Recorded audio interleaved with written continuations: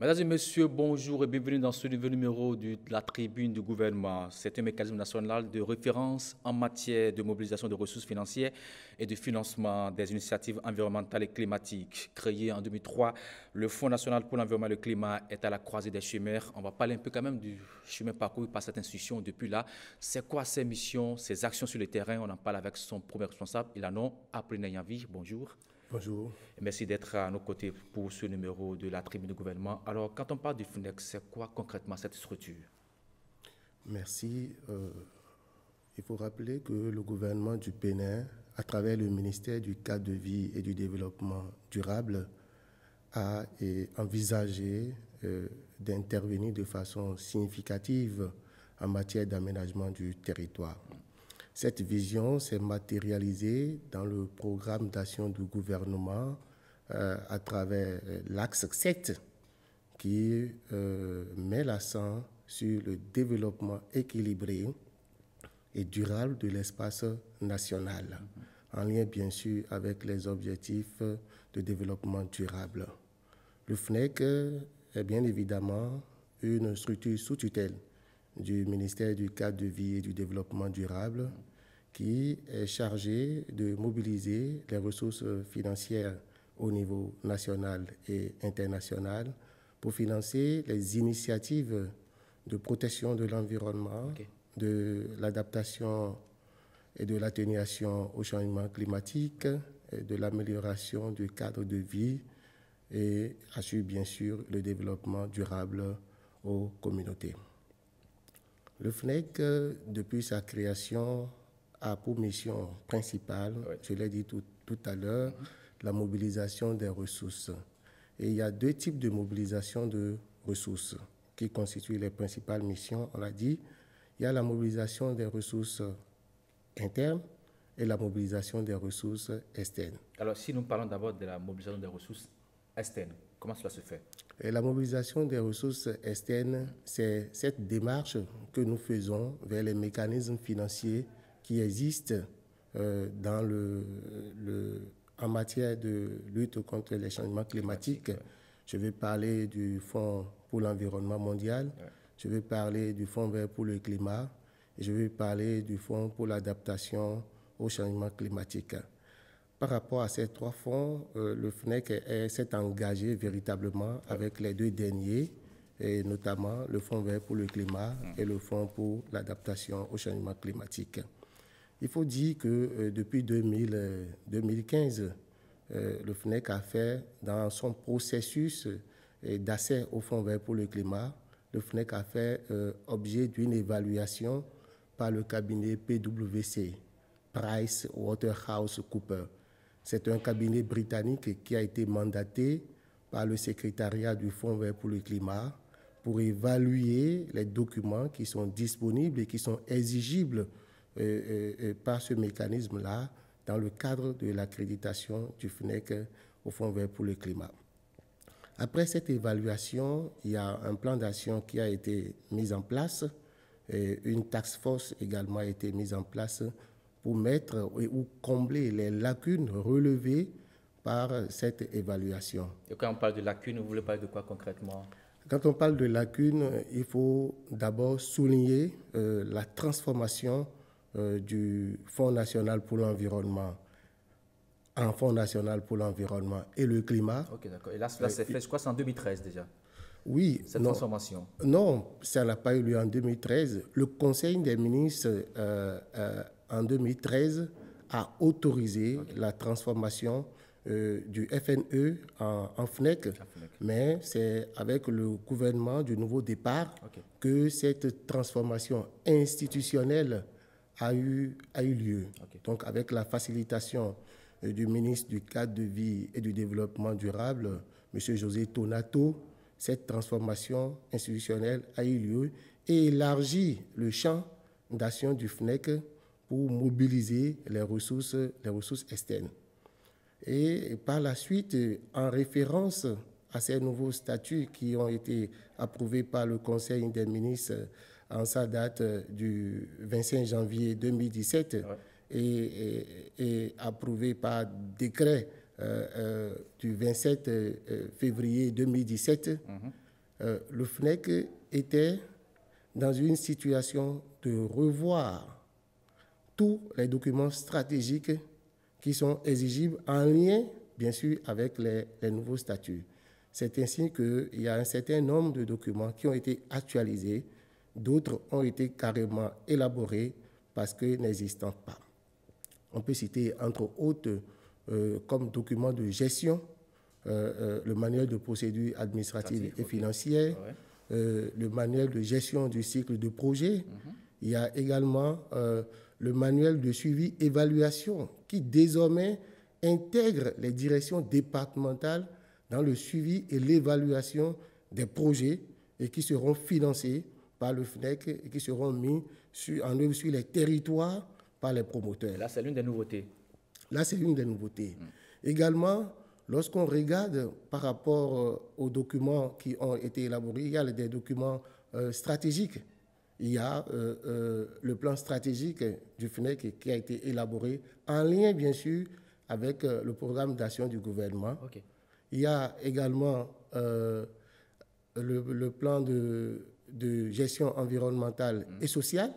Il y a la politique genre du FNEC qui suivent bien sûr les orientations au plan national et les exigences des partenaires et techniques et financiers qui nous accompagnent. Alors, lorsque tous ces documents-là ont été élaborés, il fallait les traduire en anglais. Il faut souligner que nous avons bénéficié dans le programme de préparation du Bénin au Fonds vert pour le climat, avec le soutien du programme des Nations Unies pour le développement, le programme des Nations Unies pour l'environnement et le WRI, World Research Institute, qui nous accompagne. Nous avons bénéficié auprès du PNUE de la traduction de tous ces documents en anglais. Okay. Donc, tous les documents ont été traduits en anglais. Environ une centaine de documents ont été traduits en anglais. Ces documents ont été par la suite mis en ligne parce que lorsque vous rentrez dans le processus d'accréditation, vous avez un compte qui vous est donné par le secrétariat du Fonds vert pour le climat. Et ce compte-là, c'est ça que vous utilisez pour charger tous vos documents en ligne. Et directement, au niveau du secrétariat, les documents sont disponibles pour étude. Donc, ces documents ont été chargés en ligne sur le Online Accredited System qui a permis au Fonds vert pour le climat de faire un examen préliminaire de tous les documents que nous avons soumis. Est-ce que déjà, de l'autre côté, c'est accepté par cette institution internationale, cette accréditation? Non, il faut dire qu'après cet examen préliminaire, je dois dire que l'accréditation, ce n'est pas un processus qui se réalise de but en blanc. Donc, il y a un examen préliminaire par le secrétariat du Fonds vert pour le climat. Par la suite, le secrétariat du Fonds vert pour le climat a notifié au Bénin, au FNEC, que les documents fournis sont assez suffisants pour que le dossier du Bénin passe au panel d'accréditation. Donc, c'est passé au panel d'accréditation. Et pour que le panel d'accréditation étudie ces documents, désormais, l'étude des documents est subordonnée au paiement d'une facture de $1,000. Le Bénin l'a déjà payé, j'espère. Le Bénin l'a déjà payé et les documents sont en essence depuis le 21 avril 2017 en examen au panel d'accréditation. Et le même processus, il faut dire que le même processus est en cours pour ce qui concerne la réaccréditation du FNEC au Fonds pour l'adaptation et le climat.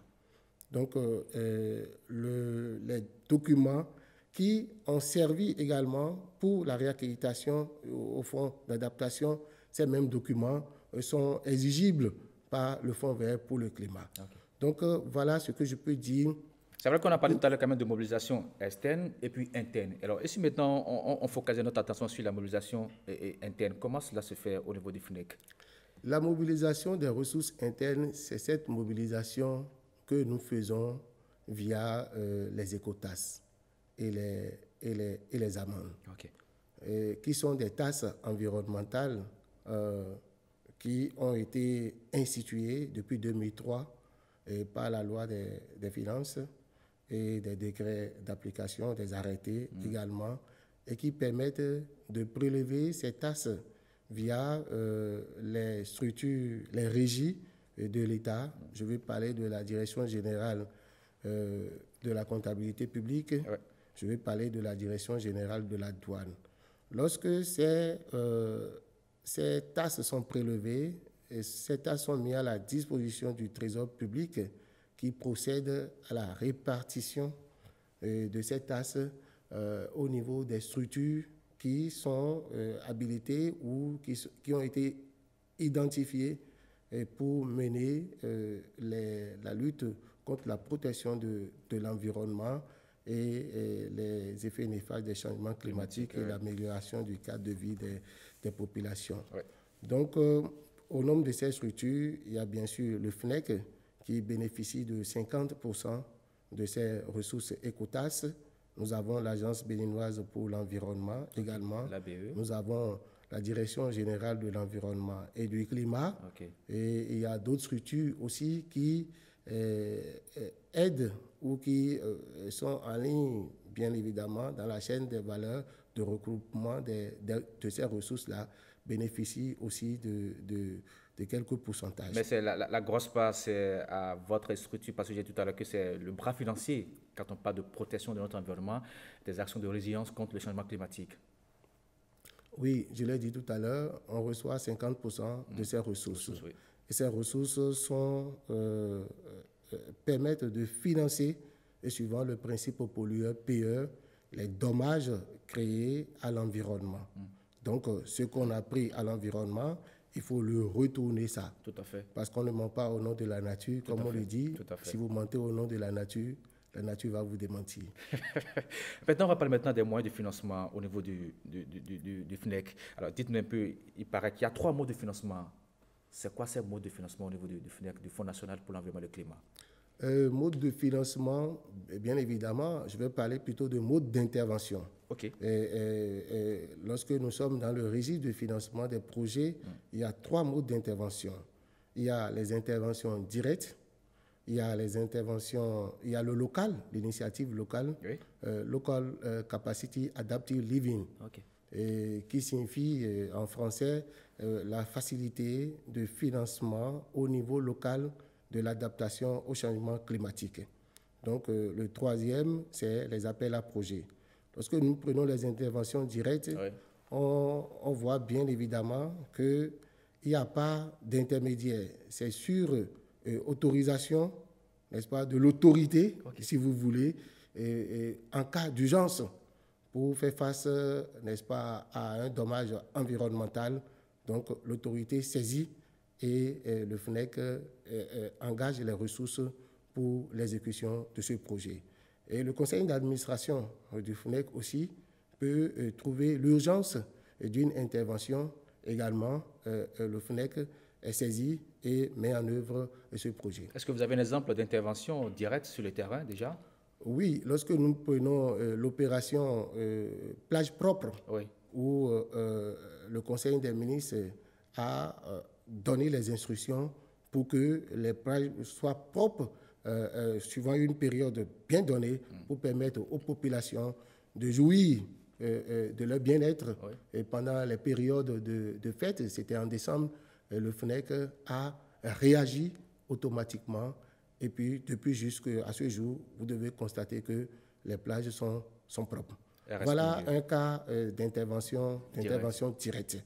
Nous avons également, lorsqu'on parle de l'initiative locale, c'est cette capacité-là. Là, c'est la deuxième intervention, ça. La deuxième intervention que nous mettons en œuvre avec le Fonds équipement des Nations Unies, l'UNCDF, et qui, depuis un certain temps, accompagne le FNEC également dans la mise en œuvre de cette initiative.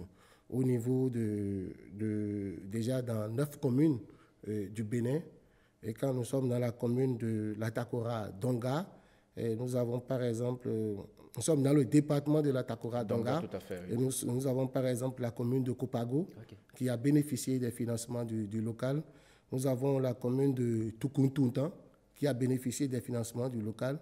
Il y a Bukumbe également. Lorsque nous sommes dans le Borgou Alibori, nous avons Banikwara, à Malanville, et puis Karimama. Karimama, ok. Et par rapport à la vulnérabilité, parce que pour votre information, le financement, l'identification des communes se fait à partir de la vulnérabilité constatée de ces communes. Oui, c'est vrai, vous parlez de vulnérabilité, c'est quoi vraiment? Qu'est-ce qu'on veut mieux comprendre quand on parle de vulnérabilité d'une commune par rapport à une autre? C'est quoi ces éléments d'identification pour montrer que telle commune est plus fragile que d'autres? Vous avez par exemple la sécurité alimentaire, okay. Vous avez les stress hydriques, oui. Et vous avez par exemple la maîtrise de l'eau, okay. Je l'ai dit, et vous avez également les inondations, les sécheresses, les vents violents. Et la vulnérabilité ne peut pas être identique sur toutes les communes. La vulnérabilité dépend d'une commune à une autre. Alors si je prends par exemple le cas de Banikwara, Karimama et Malanville, c'est quoi les éléments qui ont amené le FNEC à vouloir réagir à travers le projet local? Les éléments qui ont amené le FNEC à réagir, c'est la sécurité alimentaire et la maîtrise de l'eau. Parce que quand vous regardez dans ces zones, le vrai problème, c'est la maîtrise de l'eau pour assurer la sécurité alimentaire et pratiquer l'agriculture à plein temps. Okay. Donc, au regard de ces vulnérabilités-là qui ont été identifiées, le FNEC procède avec, bien sûr, les collectivités et ces collectivités territoriales à identifier les options d'adaptation. Et c'est sur la base de ces options d'adaptation que les projets sont rédigés et financés en retour par le FNEC. Et je vais parler du troisième mode d'intervention, c'est les appels à projets. Okay. À ce niveau, comment ça se fait? Est-ce que c'est des collectivités qui amènent des projets vers vous et vous l'étudiez avant de leur donner le financement? Comment ça se fait concrètement? Et les appels à projets, en réalité, c'est une compétition. Okay. Et dans cette compétition, plusieurs structures sont embarquées. Il y a les structures du secteur public intervenant dans le secteur de l'environnement et des changements climatiques. Il y a les collectivités territoriales. Et il y a également les organisations de la société civile qui peuvent aussi postuler. Il y a les universités publiques et privées. Et quand je parle d'universités publiques et privées, je parle des centres, des instituts et des laboratoires qui peuvent postuler également à ces appels. Il y a également les médias. Les médias aussi peuvent postuler. La presse écrite. L'audiovisuel aussi. L'audiovisuel peut postuler à ces appels. Il y a les entreprises, sociétés ou groupements d'entreprises de droit privé intervenant dans le domaine de l'environnement et du climat qui peuvent également postuler. Parce que c'est un fonds national. C'est un fonds national dont la mission est de financer les projets et programmes qui ont trait à la protection de l'environnement, à l'adaptation, à l'atténuation et à l'amélioration du cadre de vie des populations. À partir de cet instant, aucun secteur n'est épargné. Et c'est pour cette raison que tous ces secteurs-là peuvent soumissionner, n'est-ce pas, à cet appel à projet. Et comment ça se fait? Quand je prends par exemple cet appel à projet, est-ce que déjà les communes ont bénéficié déjà de ce financement? Des exemples de localités qui ont déjà eu de ces financements et qui l'ont déjà opéré sur le terrain? Et là, vous parlez des projets qui ont été déjà financés par les anciens appels à projets. À ce niveau, il faut dire qu'il y a eu des projets qui ont été financés à Zayando et à Kové. Et ces projets concernent le financement de construction de points de regroupement de déchets solides ménagers. Et il y a également le financement de points de ramassage et de transformation de la jacinthe d'eau, je vais y arriver, à Soava. Et puis, il y a également le financement de 2 projets de construction d'incinérateurs, des magasins de transfert de déchets biomédicaux et dans les communes de Mono-Koufou, Bogou et Alibori. Et ces projets ont été déjà réalisés? Ont été déjà réalisés. Il y a également le financement de plusieurs projets de construction de latrines pour la gestion de la pollution de l'air.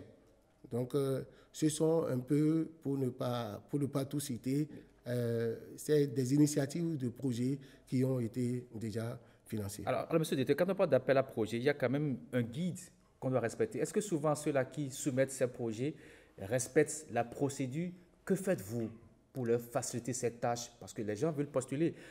Certainement que beaucoup ne connaissaient pas que toutes sortes de structures pouvaient postuler pour avoir gain de cause. Mais alors, comment vous faites quand même pour permettre aux gens quand même d'être, de demander d'avoir des financements?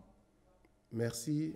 Je crois que conscient des défis et des enjeux des changements climatiques, le programme d'action du gouvernement PAG a inscrit la résilience au changement climatique dans tous les projets et programmes de développement. Okay.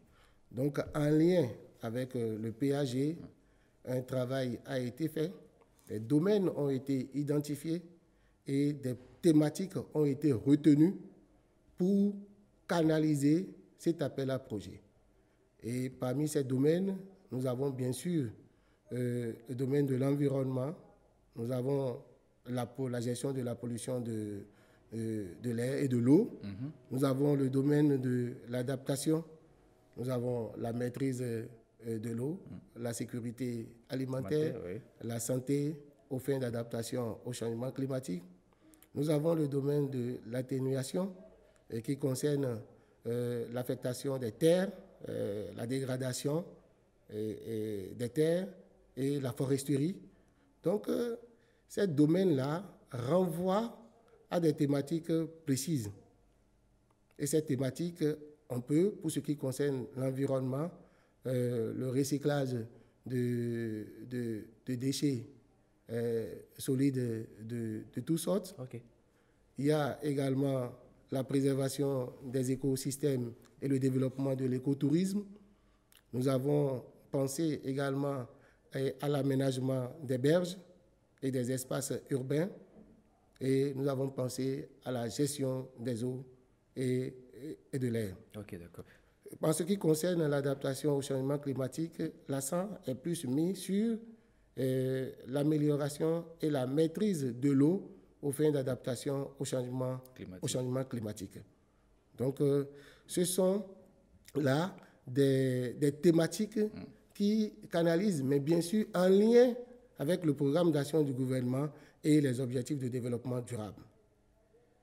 Parce que de façon croisée, lorsque vous entreprenez, vous investissez dans une thématique donnée, c'est que vous devez voir comment cette thématique est bien inscrite dans le PAG et quel est le lien de cette thématique avec les indicateurs de développement durable. Ok, d'accord. Alors, on va beaucoup plus quand même insister par rapport à ce guide. Je crois qu'à Boycon, la fois dernière, il y a eu un séminaire pour expliquer davantage comment est-ce que les gens doivent postuler. En quoi cela consistait, parlant bien sûr de ce guide?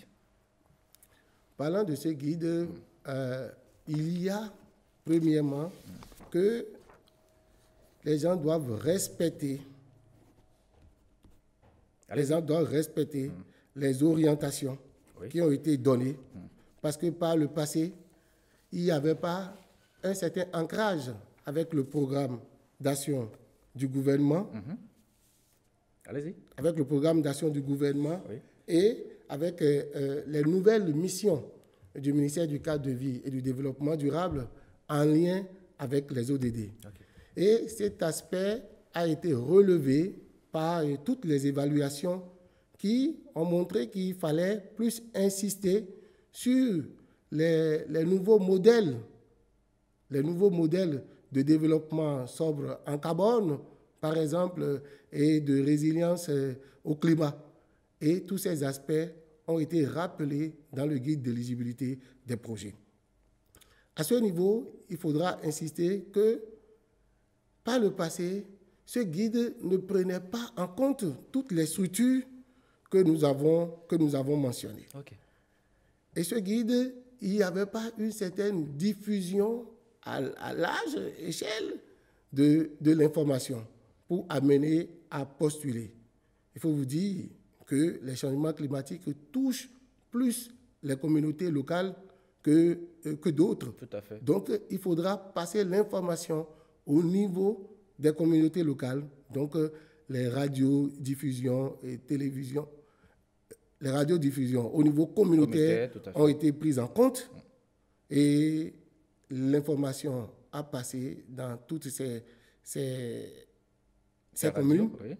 Et par la suite, les directions départementales n'étaient pas associées. Mais aujourd'hui, ils le sont. Aujourd'hui, les directions départementales sont associées. C'est à preuve que par le communiqué de soumission, il fallait déposer soit les dossiers au niveau du secrétariat du FNEC ou les déposer en ligne sur le site web du FNEC ou les déposer dans les directions départementales. Alors, si vous permettez, vous pouvez me rappeler pourquoi pas le site web du FNEC, c'est quoi déjà le site web? www.fnec-benin.org. Ok, d'accord. Alors oui, allez-y, continuez. Donc, ils peuvent déposer les documents sur ces sites-là. Maintenant, là où il y a le changement de paradigme, c'est que le guide d'éligibilité est passé à montrer ses insuffisances parce qu'il n'y avait pas cette transformation institutionnelle du FNEC du FNE d'alors, Fonds national pour l'environnement, en FNEC. Okay, donc, avec la variable climatique qui s'est ajoutée, oui. Il fallait que les projets soumis entrent dans le cadre, n'est-ce pas, des changements climatiques et que nous ayons des projets climato-compatibles pour répondre aux engagements que le Bénin a pris auprès des mécanismes financiers. D'autant par ailleurs que c'est sur la base de cet appel à projet, cette expérience d'appel à projet, que le FNEC a été accrédité en 2011 au Fonds d'adaptation au changement climatique. Est-ce que depuis ce séminaire de Boycon, vous avez quand même senti cet engouement au niveau des collectivités territoriales? Est-ce que déjà vous avez eu des projets qui montrent que les gens veulent vraiment s'impliquer, ou du moins veulent gagner des projets, j'allais dire? L'engouement est énorme. L'engouement est énorme et je crois que nous passerons encore ici pour donner, n'est-ce pas, la qualité, la quantité des projets qui ont été soumis. A priori, nous ne pouvons pas dire que tel nombre, parce qu'il y a les jours qui restent, que tel nombre de projets pourraient être soumis. Mais avec le travail qui a été fait en lien avec les directions départementales, je crois qu'on aura des idées pertinentes de projets. Et à partir de ces idées-là, on peut vraiment mobiliser d'autres ressources. Parce que ce n'est pas nécessairement, si votre projet ne passe pas au niveau du FNEC, que vous ne pouvez pas adresser ce projet-là à d'autres mécanismes financiers. Pour gagner. Pour gagner. Et l'objectif de cette entreprise est, à terme, d'aider également les collectivités territoriales, d'accord, d'aider les ONG, d'aider tous les promoteurs qui ont soumis à cet appel à projet, de les aider à améliorer la qualité, n'est-ce pas, de leurs documents de projet. Et ceci, c'est important. Nous n'avons pas mis l'accent sur le renforcement de capacités en prélude à cet appel à projet, parce qu'il y a plusieurs structures, il y a plusieurs ONG internationales qui font ce travail de renforcement de capacités. Déjà sur le terrain, oui. Déjà sur le terrain.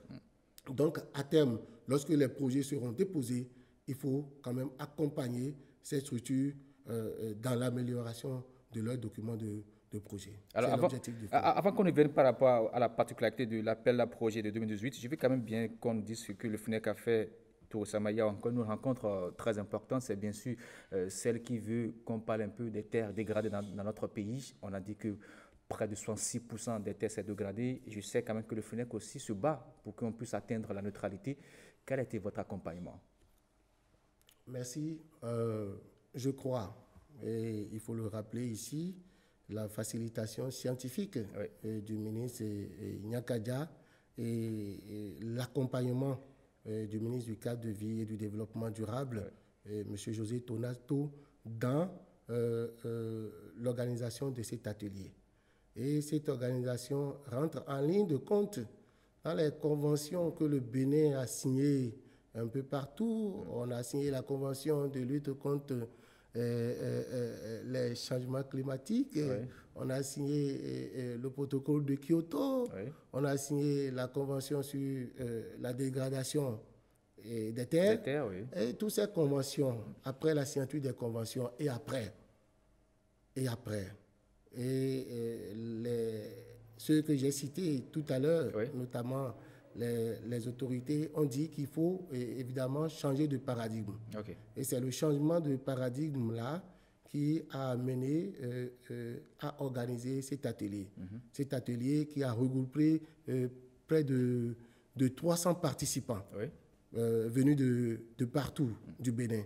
Il y a les collectivités territoriales, les dignitaires, il y a les préfets, il y a les ONG, il y a les associations qui défendent la cause des femmes, le genre. Il y a plusieurs associations qui sont venues.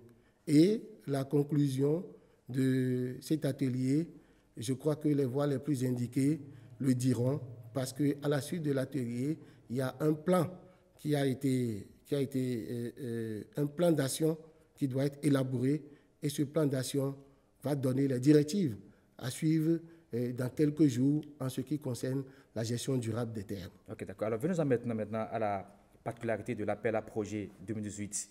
Il paraît qu'il y a quand même de bonnes nouvelles pour ceux-là qui veulent postuler. Oui, de bonnes nouvelles, vous voulez parler des guichets. Tout à fait. Il y a 2 guichets. Le premier guichet, c'est le financement des projets allant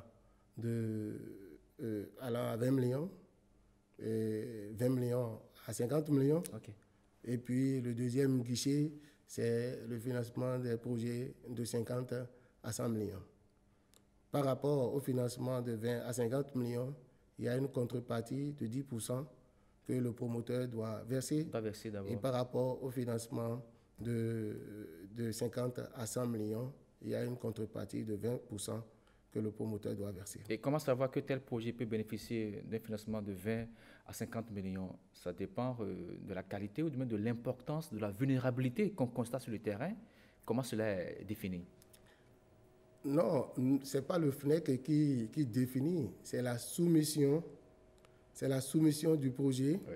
C'est le promoteur du projet qui, à travers ses composantes et ses actes, budgétise les activités du projet.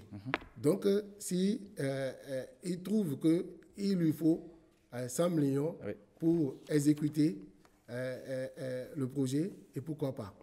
C'est à l'examen qu'on appréciera qu'il ne faut pas 100 millions pour exécuter ce projet-là, mais là, le promoteur n'est plus là pour corriger. Je crois que la suite, vous comprenez. Tout à fait. Alors, vous avez parlé aussi de l'autre tranche, à part 20 à 50 millions, je crois qu'il doit y avoir encore des projets qui vont bénéficier des montants plus élevés à cela. Non, on s'arrête à 100 millions. À 100 millions. À 100 millions. Et là encore, ça dépend bien sûr, comme vous l'avez expliqué, de la qualité. De la qualité. C'est le promoteur qui budgétise son projet. Ok, d'accord. Alors, je veux bien aussi qu'on approfondisse un peu les actions que vous avez menées au niveau du local. Vous avez parlé quand même de département Atakora, Donga, où les communes de Tukuntuna, Bukumbe ont eu des financements. Ils ont travaillé. Et dans le département Bogualibori, il y a Karimama, Malanville et puis Banikwara. Est-ce que vous avez quand même pu sentir que ces populations ont accepté, ou du moins il y a un changement de comportement après que ces actions ont été menées sur le terrain? Il faut reconnaître que le secteur des changements climatiques est un secteur dynamique. Tout à fait. Et lorsque on a mis en place cette initiative, c'est pour amener les collectivités ou pour aider les collectivités à combler leur déficit d'adaptation au changement climatique et bien sûr à augmenter leur capacité institutionnelle et technique à faire face à cette problématique dans la planification de leur développement. Okay. Mais lorsque nous sommes retournés sur le terrain, l'évaluation a montré qu'il y a une avancée considérable, une avancée considérable dans ces différentes localités. Ok. Et c'est ce que l'évaluation a relevé. Oui. Et lorsque on prend la contrepartie, on a constaté qu'il y a certaines communes, n'est-ce pas, qui ont inscrit les changements climatiques dans leur PDC et ont budgétisé. Et lorsque les ressources qui ont été mises à leur disposition par l'initiative locale n'a pas suffi, ces ressources-là ont été complétées par le budget de ces collectivités territoriales. Okay. C'est quelque chose qu'il faudrait saluer. Et cette initiative qui continue doit connaître une certaine généralisation. Et c'est au niveau de cette généralisation que le FNEC a anticipé et a élaboré un concept note qui a été soumis au Fonds vert pour le climat à travers le programme d'appui décentralisé à la finance climat. Ce concept note a été examiné par le Fonds vert pour le climat et lorsque le FNEC, l'accréditation du FNEC sera prononcée, ça fera partie des premiers projets que le FNEC va exécuter avec ce mécanisme financier. Vous voulez dire que cette action va s'étendre à un plus grand nombre de communes dans notre pays? Oui, oui. Nous avons au Bénin 77 communes. Tout à fait. Nous avons au Bénin 77 communes et les degrés de vulnérabilité diffèrent d'une commune à une autre. Donc, nous allons, avec la généralisation, vers une spatialisation, n'est-ce pas, des projets. Donc, les communes qui ont des vulnérabilités qui se ressemblent devront pouvoir se regrouper pour mobiliser davantage de ressources. Je crois qu'à travers ce programme d'appui décentralisé à la finance climat, il y aura un mécanisme de péréquation pour faire une classification des communes et leur allouer les ressources nécessaires pour faire face à l'atténuation et à l'adaptation au changement climatique au niveau local. Une chose est de financer ces projets. Est-ce que le FNEC a aussi un regardant après la réalisation de ces projets pour voir un peu comment est-ce que ces collectivités locales protègent ces infrastructures qui seront érigées, ou du moins après que c'est fait, vous ne dites plus rien. Est-ce que vous ne suivez pas l'évolution dans la gestion de ces infrastructures? Parce que c'est très important. C'est vrai que vous vous donnez les moyens pour construire ces infrastructures. Est-ce qu'il ne faut pas suivre aussi cela? Merci. Vous posez le problème de l'arrangement institutionnel. Oui. Par rapport à l'initiative locale, il y a un arrangement institutionnel qui est mis en place et c'est la Direction générale de l'environnement et du climat qui assure la coordination de cette initiative. Le FNEC et le Fonds d'équipement des Nations Unies sont les bras financiers de cette initiative. Mais à chaque niveau, il y a un point focal suivi évaluation qui est désigné pour accompagner les collectivités territoriales, les communes, dans le suivi et l'évaluation des projets. Okay. Donc, chaque fois, vous suivez pour voir un peu si vraiment le travail qui est fait sur le terrain est respecté, ou du moins encore si cela est bien gardé pour les populations, enfin pour les générations à venir. Et tout à fait, c'est le travail du FNEC, parce que le FNEC, après financement, d'accord, qu'est-ce qui lui reste? C'est le suivi et l'évaluation des projets. Alors, vous avez aussi évoqué une action très importante tout à l'heure, c'est par rapport au projet que même la presse peut gagner, mais quand on le dit, mais ça semble un peu bizarre. Quel genre de projet, nous, hommes de presse, pour soumettre, pour gagner au niveau du FNEC, par exemple? Je vais quand même bien que vous nous aidez. C'est quand même intéressant. Non, si vous voulez aussi, on ira aussi au niveau de la société civile pour voir un peu qu'est-ce qu'ils peuvent postuler, quel genre de projet ils peuvent déposer pour gagner. Je ne suis pas là pour donner des orientations. Mais il faut dire que, quand même donner pour permettre aux gens quand même de rester dans le cadrage. Il faut dire que la problématique des changements climatiques est transversale. Okay. Et lorsque nous prenons la presse, que ce soit la presse écrite ou la presse audiovisuelle, oui. Et vous vous positionnez comme des agents quand même de facilitation. Oui. C'est à vous de voir comment faire l'ancrage avec les différentes thématiques. C'est à vous de vous positionner par rapport aux différentes thématiques et dire, dans le domaine de la sécurité alimentaire, qu'est-ce que la presse peut faire pour augmenter la résilience des populations au changement climatique? Qu'est-ce que la presse peut faire pour diminuer la vulnérabilité des populations? Qu'est-ce que la presse peut faire pour que les déchets biomédicaux soient autrement gérés? La presse, elle est transversale sur toutes les thématiques. Donc, c'est à la presse de voir quelle est sa position, quel bout elle tient et comment faire les analyses contextuelles, comment convoquer les différents documents stratégiques qui existent au plan national, comment, au niveau du PAG, quel arrimage on peut faire avec la communication pour impacter le secteur des changements climatiques. Ce sont autant, n'est-ce pas, de réflexions qui pourraient être menées. Mais au niveau de la presse, il y a des environnementalistes, Tout à fait. Il y a des spécialistes en changement climatique. Suivez mon regard. Mais c'est le moment de participer à cet appel à projet et pourquoi pas un documentaire. Pourquoi pas un documentaire? Et tout ça, ça rentre dans le cadre de la sensibilisation des populations. Parce que c'est la presse qui attire notre attention sur les problèmes que je considère comme l'écart entre ce qui est fait et ce qui devrait être fait. C'est le rôle de la presse. Et à partir de ce rôle-là, la presse se positionne par rapport à un domaine, la presse se positionne par rapport à une thématique et développe des composantes et définit correctement les indicateurs et les axes d'action par la chercheurs. Suite qui peuvent...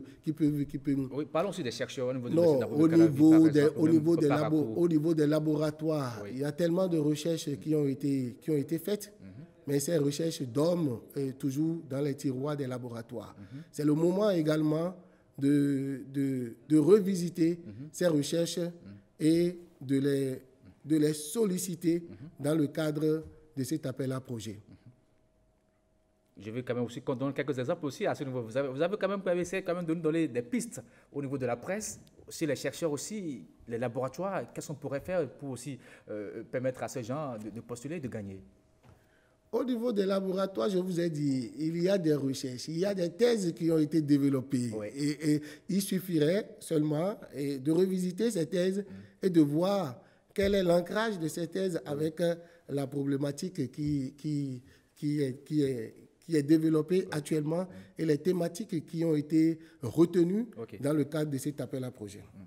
Merci beaucoup, monsieur le FNEC, j'allais dire. Il y a cette confusion que je fais souvent entre le FNEC et le DGEC. Mais là, c'est le FNEC, c'est le Fonds national pour l'environnement et le climat.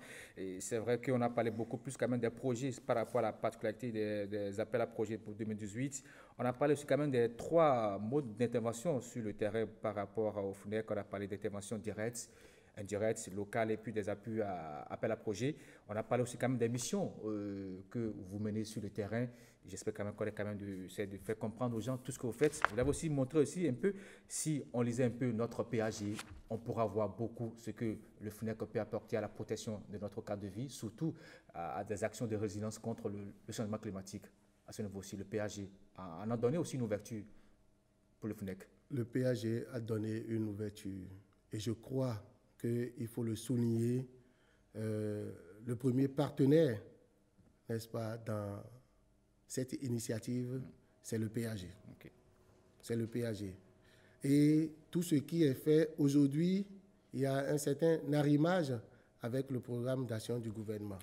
Nous l'avons rappelé au début de cette émission que le programme d'action du gouvernement, à travers l'axe 7 qui concerne le développement équilibré et durable de l'espace national, a mis les ressources pour atteindre ces objectifs. Et au niveau du Fonds national pour l'environnement et le climat, les ressources écotasses sont également des ressources publiques qui servent à réparer les dommages causés à l'environnement. Mais aujourd'hui, est-ce que les gens sont prêts à réparer les dommages qui causent à notre cadre de vie pour que vous ayez assez de financement? C'est là encore la grande question. Bon, je crois que c'est à travers ces initiatives seulement qu'on pourrait être à même de dire qu'on a réparé un peu les torts que nous avons causés à notre environnement. Mais à travers aussi des initiatives de sensibilisation des populations par rapport à leur comportement. Il faut que nous allions vers des pratiques climato-résilientes. Tout à fait. Sinon, on ne sait pas ce que nous allons laisser demain à la génération future. Tout à fait. Merci beaucoup, Monsieur le FNEC. Merci pour toutes ces explications. J'espère quand même que les gens ont compris que le FNEC est là, bien sûr, pour protéger notre cadre de vie, mais aussi pour donner aux gens des moyens pour mener des actions de résilience contre le changement climatique. Merci pour toutes les explications. Ce sera tout pour cette émission. Merci de l'avoir suivi et à la prochaine.